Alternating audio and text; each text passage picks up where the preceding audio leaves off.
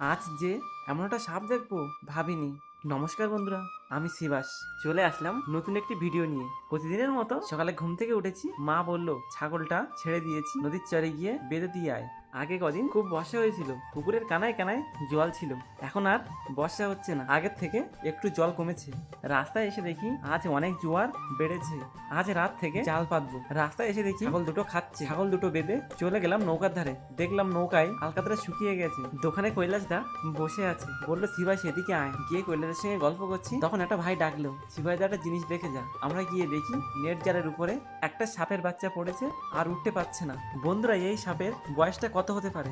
আমাদের এখানে সবাই বলছে এই সাপের বয়সটা হতে পারে 2 থেকে 3 দিন। 2 থেকে 3 দিনের বাচ্চা হলে কি হবে? শুধু রাগটা দেখো। কাকা একটু সবাইকে সাপের খেলা দেখালো, তারপরে ঝোপঝাড়ের দিকে গিয়ে সাপটাকে ছেড়ে দিলাম। বন্ধুরা, তোমরা কি কোনোদিন এমন সাপের বাচ্চা দেখেছো? আর এই সাপের নাম কি জানলে একটু কমেন্ট করে জানিও। দেখা হচ্ছে পরের ভিডিওতে। টাটা বন্ধুরা।